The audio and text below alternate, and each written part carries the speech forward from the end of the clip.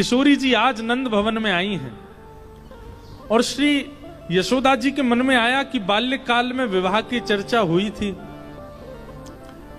ऐसो कछु कर दूं कि अभी गोद भराई है जाए किशोरी जी की, अभी गोद भर दूं। महाराज जी हमारे यहाँ, आप यहाँ पे कैसे होता है, हमारे यहाँ गोद भराई होती है, मतलब एक प्रकार से रोका बोलते हैं ना, उसमें जो कन्या होती है उसकी गोद में सामग्री धर देते हैं, सिंदूर धर देते हैं और भी सामग्रियां रख करके उसका मतलब अब कर देते हैं, अब भाई तुम हमारे लाला के लिए पक्की हो, अब तुमसे ही ब्याह होगा। तो किशोरी जी के यशोदा मैया के मन में आई कि लाली आ गई है, कहीं ऐसा तो नहीं कीर्ति मैया भूल गई हो कि हमारे लाला से ब्याह की बात चली। बंधुओं, श्रीमद् भागवत आदि ग्रंथों में ठाकुर जी की लीला जो है वो प्रकट देश के अनुसार कही गई है, मतलब उसमें ज्ञानी जन भी गोते लगाते हैं, उसमें वैरागी जन भी गोते लगाते हैं, उसमें विरक्त जन भी गोते लगाते हैं, उसमें बड़े बड़े आदि पुरुष भी गोते लगाते हैं। तो उसमें व्यवस्थित लीला है, अंतरंग लीलाओं का इतना भाव भागवत जी में नहीं है। भागवत जी का खूब आस्वादन किया होगा, उसके बाद अंतरंग लीलाएं सुनाई जाती हैं। ये अंतरंग लीला ब्रज के रसिक जन सुनते हैं और फिर इसी में ही डूबे डूबे भजन करते हैं, इन्हीं भावों में ही रहते हैं। ये भाव जो आप लोग यहाँ बड़ी सहजता से सुन रहे हैं, ये ब्रज में सुनने के लिए तरसते हैं ब्रजवासी और वहां के संत जन। ये तो यहाँ गायत्री पुरुषण का प्रभाव है, दत्त प्रभु की कृपा है कि यहाँ ये सब लीला कही जा रही हैं। हमारे दत्तदास महाराज जी का इतना आशीष है कि यहाँ ये सब भाव निकल रहे हैं। मेरे से भी हर जगह ये भाव प्रकट नहीं होते।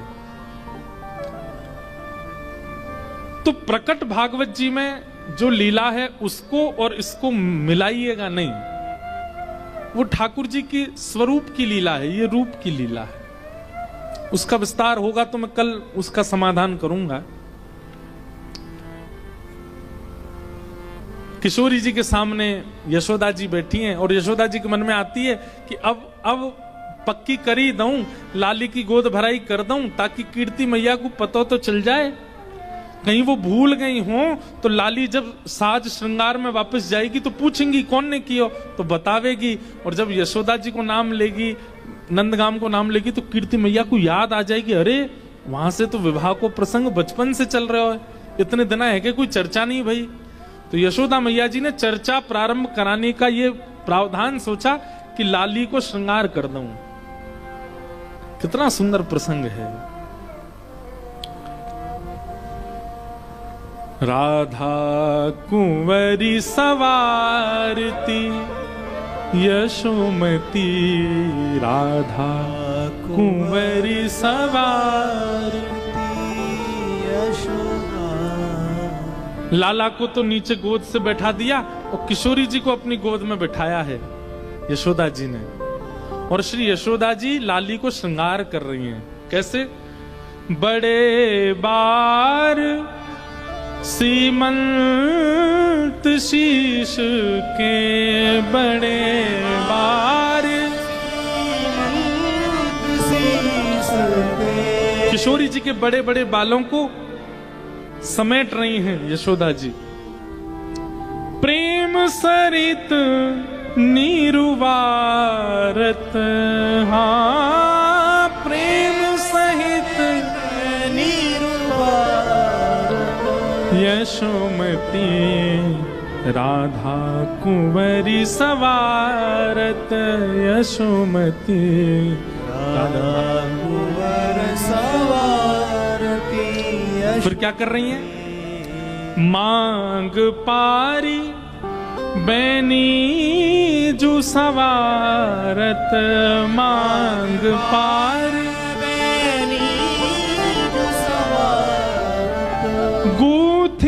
सुंदर भात हो, मतलब किशोरी जी के केश के बीच में मांग निकाल के और फिर एक तरफ के केशों को गूथा, दूसरे तरफ के केशों को गूथ के बढ़िया चोटी बनाई है। सुंदर बेणी, हमारे ब्रज में कहते हैं बेणी चोटी को। गूंथ करके यशोदा मैया ने तैयार कर रही हैं। और इतने में ही ठाकुर जी दौड़ करके गए, ध्यान से सुनो, चौकड़ी मार के दौड़ के गए ठाकुर जी, मैया रुक जाइयो मैं अभी आ रहा हूं। और जिस श्रृंगार पेटी से यशोदा मैया लाला को श्रृंगार करे, वो श्रृंगार पेटी लेके आए ठाकुर जी। और श्रृंगार पेटी खोल करके मैया तो कह रहे, मैया जे बिंदी धराए दे। मैया बोल रही है, तेरे तेरे बड़े मन में उचंग आ रही है। हाँ मैया जी बढ़िया लगेगी जे धराए दो। ठाकुर जी श्रृंगार उठा उठा करके दे रहे हैं और यशोदा मैया धारण करा रही। कितना सुंदर स्वरूप है। कल एक बालक आए थे, ये प्रसंग मैंने नाथ द्वार में सुनाया था कथा में। तो श्री नाथ द्वारा लाल जी के उत्सव में वो प्रसंग सुना होगा। तो एक बालक ने हमको चित्र बना के दिया इसी भाव का कि यशोदा जी किशोरी जी का श्रृंगार कर रही है और लाला श्रृंगार पेटी में से एक एक श्रृंगार उठा के मैया को दे रहे हैं। कितना सुंदर भाव है। गोरे भाल बिंदु बदन मन, गोरे भाल बिंदु बदन, इंदु प्रात रवि कांति। हाँ इंदु प्रात रवि कांति। गोरे गोरे मुख पे यशोदा मैया ने नेक नेक जल छिड़को है मोह पहुंचवे के लिए। तो ऐसा अनुभव हो रहा है जैसे मानो किशोरी जी का गौरमुख और उस पर बिंदु गिने हैं। तो मानो ऐसा लगता है कि जैसे कमल पुष्प पर जब बिंदु गेर दिए जाते हैं, जल छिड़काव किया जाता है, तो वो जल बिंदु बिंदु बिंदु होकर के चारों तरफ आ जाता है, उसको समेटता नहीं है। ऐसे ही मानो किशोरी जी के मुख पर जब छिड़काव किया तो ऐसा लगा कि मानो जैसे किसी कमल के पत्र के ऊपर कोई छींटे मार दिए हों, वो बिंदु बिंदु प्रकट हो गई हैं। और कमल पर जब पानी डाला जाता है ना, तो जो बिंदु बनती है वो इतनी सुंदर लगती है, इतनी आकर्षक लगती है। किशोरी जी के मुख को देख करके यशोदा मैया तो लाला भूल गई। ठाकुर जी बीच बीच में इशारों कर रहे, मैया मुंह पे ध्यान रखियो, कहीं पता चली मोह दिया वे वृषभानु जी को, लाली को धल्ले अपने पास ही। यशोदा मैया बोली, लाला तू मेरे मन की कैसे पढ़ ले, मैं तो यही सोच रही। लाली देख कैसी सुपात्र है, कैसी सुकोमला है, मेरी मानेगी, मेरी करेगी, सब बात करेगी। किशोरी जी मंद मंद मुस्कुरा रही हैं, ठाकुर जी रूठ रहे हैं। किशोरी जी कह रही हैं, हाँ मैया बात अच्छी है, वहां भानु बाबा के यहाँ श्रीदामा इनके सखा हैं, वहां इनको छोड़े आओ, ये उन्हीं के संग ही रहेंगे और मैं आपके पास रह लूंगी यहाँ पे। ठाकुर जी तो महाराज मुंह फुला के बैठ गए, एक एक बिंदु आए गए आंखन में, रोवे किसी स्थिति में आ गए। लेकिन यशोदा मैया का मन तो किशोरी जी ने हरण कर लिया है। आहा। फिर यशोदा मैया ने मुख पहुंच करके बढ़िया सुंदर तैयार किया। अब क्या कर रही हैं? सारी चीर नई फरियाले, सारी चीर नई फरियाले। छोटी सी लाली है, साड़ी तो पहन नहीं सकती, तो बीच से साड़ी फाड़ के उसकी फरिया बनाई है। फरिया मतलब घेरदार, छोटी छोटी लालियां पहन के घूमती है ना, ऐसी घेर, चारों तरफ घेर हो, ऐसी फरिया बना करके यशोदा मैया ने धारण कराई है। सारी चीर नई फरियाले, सारी चीर नई फरियाले, अपने हाथ बनाई। हाँ अपने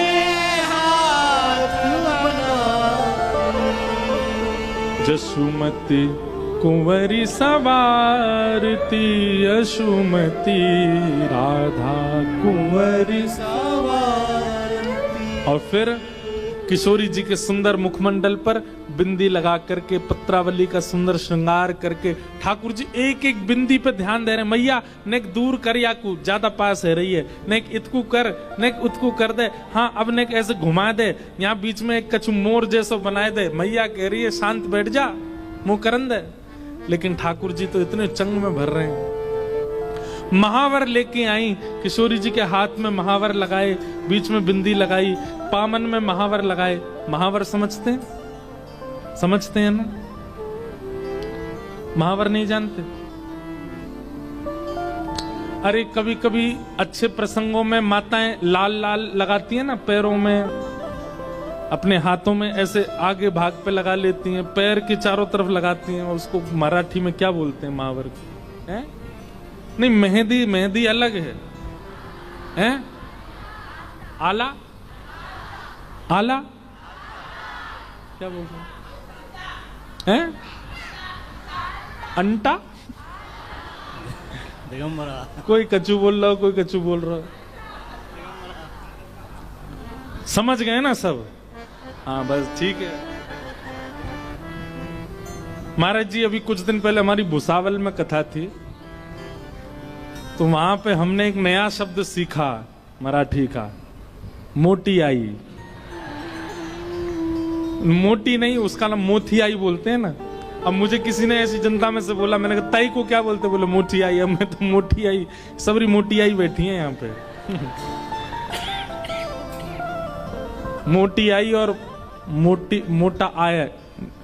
पुरुषों को क्या बोलते हैं? बाप। हाँ, आई बाप, आई। पिताजी को क्या बोलते हैं मराठी में? हैं? पिताजी को क्या बोलते हैं? बाबा। हाँ, मोटी आई, मोटा बाबा, सब बैठे हैं। समझ गए ना? किशोरी जी के हाथ पे सुंदर सुंदर वो महावर लगाई, बीच में लाल लाल लगाई, पैरों में चारों तरफ लगाई, सुंदर किशोरी जी का श्रृंगार किया है।